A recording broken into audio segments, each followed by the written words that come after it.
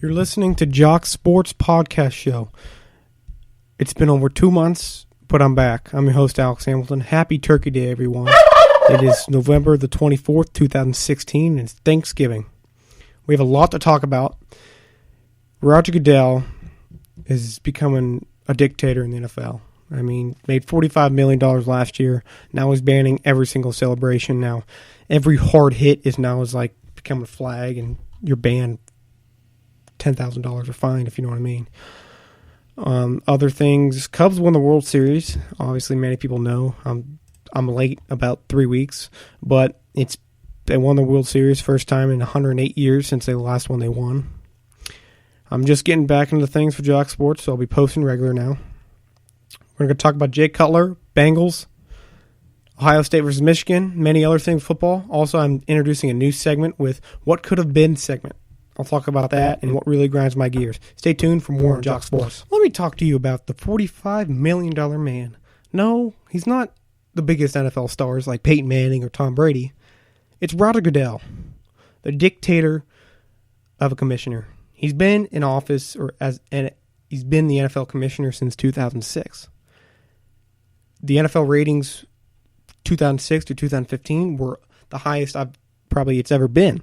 But now, with 2016-17 season, it's just going down the dumps. The ratings have gone down. A lot of things that made the NFL so unique is now getting banned, like celebrations, twerking, anything that makes the NFL fun.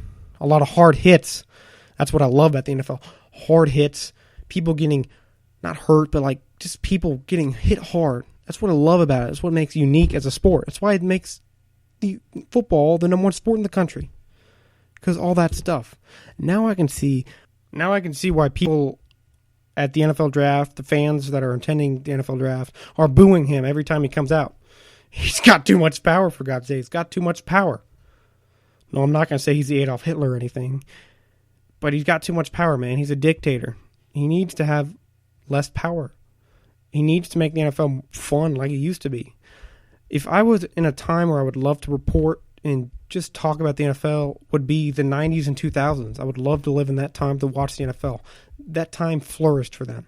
Yes, they had dynasty of the Cowboys and the Patriots, but that was when hard knocks football, grinding football, just hit each other so hard, the hardest you've ever seen. That was in the 90s and early 2000s. I would love to see that. Making of great players like Tom Brady, Michael Vick. Yes, Michael Vick. What could have been with him? What could have been with Michael Vick, I'm going to move on to this. What could have been with Michael Vick is a new segment. What could have been with many players in different sports. Now, with Michael Vick, what could have been, he was drafted first overall from Virginia Tech in the 2001 NFL Draft. He took the Virginia Tech to a national championship a couple years back before he was drafted, and he was destined for success, which he was. But then everything changed in 2006, as many people know, with the dogfighting incident. But think of this. Many people don't think this. If he did not do anything with the dogfighting or him getting in trouble, he would have been, I think, gone down as top 10 best quarterbacks of all time, if you really think about it. His ability to throw the ball, I mean, he didn't have the greatest accuracy, but he could still throw the ball a mile. He had one great arm. The ability to just get out of a tackle or sack was just eye-popped everyone. It was amazing to watch. I think if he kept the talent up and did not, worked as hard as he could. As everyone's seen the NFL Network, many people have seen the Football Life. He did one on him. He didn't work that hard. He already knew he was the star quarterback for the Atlanta Falcons, and he was one of the best in the NFL. But if he worked his butt off, studied every day, I really thought he could be as good as Tom Brady. I thought he could have brought home Atlanta Falcons a Super Bowl. I really thought. They had the talent. They had Warren Dunn, had one great offense. Behind Michael Vick was an outstanding offense. They went and beat Packers after an 81-year drought of not losing at home from the Packers. I just really think what could have been with Michael Vick if he didn't have that dogfighting incident, he would have had a Super Bowl ring with the Atlanta Falcons, I think at least an MVP or two, between 5 and 7 Pro Bowls, and a future Hall of Famer. But now, he's just dwindling. He's a player who is out of the NFL. Now he just probably is thinking all the time, what could have been, Michael? What could have been? All right. To move on, I was on my way home, and I was listening to radio on 1530 ESPN with Mo Egger, one of my favorite radio broadcasters, and he was talking about the Bengals and why they're just godly awful, which they are. They're just not good this year. They suck. They're last year's Cowboys. And he had a recording or clip from Undisputed on FS1 or Fox Sports 1 with Chip Bayless and Shannon Sharper. Most people are aware of that. And they said that this year's Bengals will be this year's Cowboys. Like, if you know what I mean, they'll be next year, they'll be a powerhouse. I could see what they mean by that. I mean, last year's Cowboys had the same talent. They had the same talent as 2 years ago. As 2 years ago when they win the divisional round, I thought they would have gone farther. But of course they had Tony Romo and Des Bryant out, but they still had good talent. This year they have better talent. They build upon it, but they still have good talent, and now they're 9-1 and they're the best team in the NFL. They are a powerhouse, and I could see why the guy was talking about how next year the Bengals could be like this year's Cowboys. I mean, Bengals have still the great talent they have, but for no reason, they're not clicking. They're not clicking. I really do think it's time for a coaching change. It looks like Marvin's just doesn't care anymore. He's just done. Many fans are saying it's time for coaching change, as they have many years, but this year I agree on that. Most likely they will not have a coaching change because with Mike Brown, he usually doesn't like to have a coaching change, if you know what I mean. But with Mike Brown, I don't think it's time for a coaching change with him. He won't, even if they fire Marvin Lewis, they'll probably hire someone internal from the team, maybe Ken Zampese or Paul Gunther. But it's time for a coaching change. Marvin has to go. He's the factor. None of the players seem like they don't care anymore. They don't give a crap. Seems like. I mean, I went to the game Sunday against the Bills, and I finally realized they're a terrible team. They can't play football. I mean, the defense looks they don't give a crap anymore. They don't have any urgency, if you know what I mean. No urgency at all. It just looks like a bunch of Pop Warner teams. Their offense is, Andy overthrew everyone. Without any A.J. Green, they just can't get stuff done. I mean, Tyler Eifert didn't do well. I mean, one of those picks I saw, he didn't give an effort.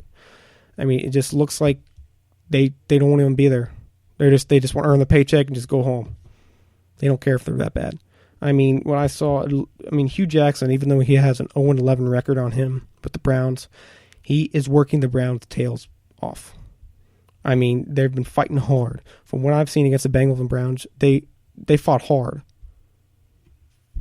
Seems like they're working harder than the Bengals. I mean, Bengals have the talent, they have the skill to be, a Super Bowl contender, but no, they're not clicking. They just look out of it. They don't look like they don't give a crap.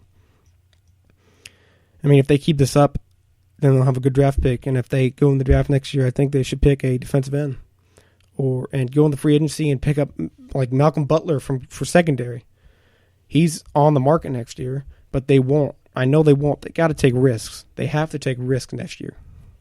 If you want to get anywhere over that hump of a playoff loss for 25 years plus, you have to get over the hump. You can't just pussyfoot around. You got to get over the hump. That's what Marvin is. He's a good coach. But what separates the good coach from the great coaches, it's getting over the hump. And what I mean by the hump is getting a playoff win and going further than the division round. I mean, a study before the Super Bowl 50 last year said Marvin Lewis was the number one coach that surprised them of not winning a Super Bowl this year. So far in his tenure with the Bengals or overall as a head coach. He's a good coach. He's transformed the Bengals from a laughingstock to a contender. But this year, they look like the laughingstock they were 20 years ago. They're awful.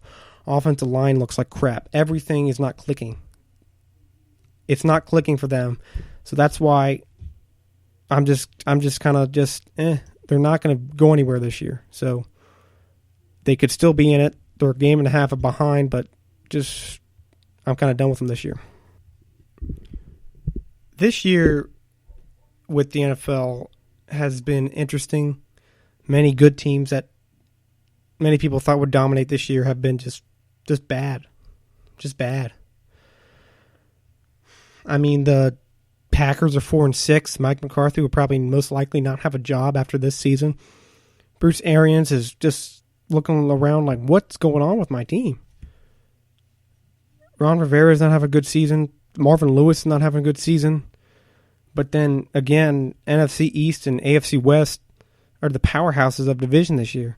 Raiders are coming up in the ranks. Like I said earlier in one of my podcasts, I thought the Raiders were not that good. They're a pretty flipping good team. They are. They got a powerhouse offense, one of the best offenses this year. Their defense needs improvement, but if they get their defense at least decent or above average, they'll be in Super Bowl. Absolutely. They look like they could take on Patriots. They look like they could take on anyone. I mean, they scare me, if you know what I mean. They scare me. They're a team that looked like on the schedule for that season that many people will be like, oh crap, it's the Raiders. I mean, the AFC West is got the Chiefs. Chiefs have great defense. Broncos, of course, have one of the best defenses, probably top 10 of all time. Then you got powerhouse offensive Raiders. And you got the weak AFC North with the piss-poor Ravens, the average Steelers, but when they want to be good, they'll be the best in the NFL. You got the piss-poor AFC South. This NFL season has just been interesting and weird. Many teams have come up the ranks. I mean, the Lions are taking over the weak NFC North. Same with the Vikings. Vikings not looking good, but they're still in contention. Giants and Redskins both look phenomenal. Giants' offense still is weak, but their defense is what's carrying them. Kirk Cousins' arm and all that, he is the factor for Washington's success. Their defense is weak, very piss poor, causing a lot of penalties. But it's outrageous to see how piss poor the Panthers and all them are doing. It's just sad to see that. It'd be more interesting. I would love to see them build off that Super Bowl caliber season like 12 years ago when the Panthers won the Super Bowl against the Patriots and they lost. They went downhill again. They did not have a good season with John Fox. I mean, it's just weird to see all these good teams, high-powered offenses like the Cardinals, Carson Palmer doing terrible. I think it's his last season in the NFL. I mean, it's just weird. I mean, Chargers is, I think, is a great team, good team, but just not winning games, not completing games. Lions look like a real good offense. They have a good offense. It's just this NFL season has been weird and interesting as well. I want to point that out. And today, I've just been off topic, weird, if you know what I mean. But Jay Cutler, it is interesting to see this sucky quarterback, people finally realizing, ESPN finally realizing that he just sucks. He sucks. He sucked for a while. I want to see Brian Hoyer take over this franchise with the Bears. I love Brian Hoyer. I think he has a quarterback caliber to be a franchise quarterback. I think he's good. That's my outrageous saying again. Of the outrageous saying of the day is I think Brian Hoyer can be a franchise quarterback in the NFL. Comment below or do anything about that. What do you guys think? What you guys think about that? Do you think Brian Hoyer can become a franchise quarterback in the NFL? I think so. I really do. From what I've seen, he had actually a pretty good season.